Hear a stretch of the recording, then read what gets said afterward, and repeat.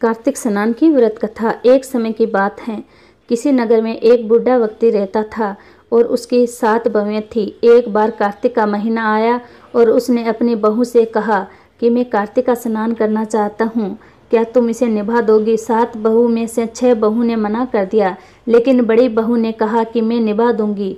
बूढ़ा हर रोज सुबह उठता और नदी पर स्नान कर घर आता। गिल्ली धोती को वह बड़ी बहू के आंगन में सुखा देता। जैसे जैसे उस गिल्ली धोती में से पानी की बूंदें गिरती, वैसे जमीन में हीरे मोती में बदल जाती।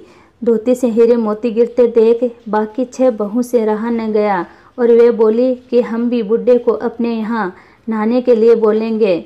बहू ने कहा, पिताजी आप कल से हमारे यहाँ कार्तिक स्नान कर लेना।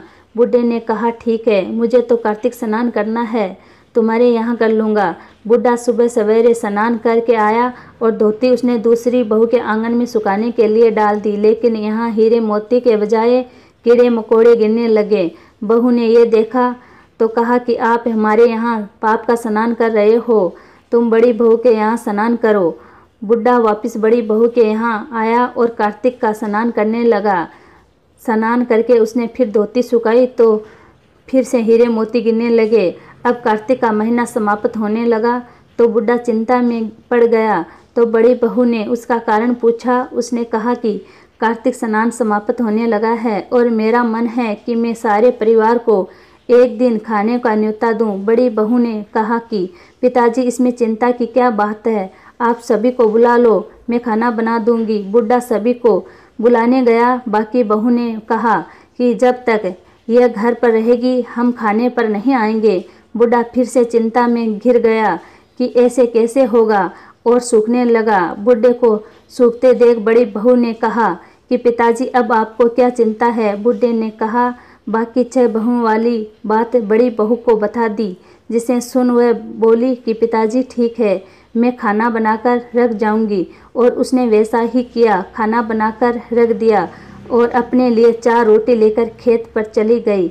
इधर 6 बहू ने खाना खा लिया, लेकिन जाने से पहले बाकी बच्चे खाने में कंकड़ पत्थर डाल गई कि बड़ी बहू खाएगी तो परेशान होगी। इधर खेत में बैठकर बड़ी बहू कहने लगी, राम जी की चिड़िया, राम जी का खेत, चुग लो चिड़िया भर भर पेट।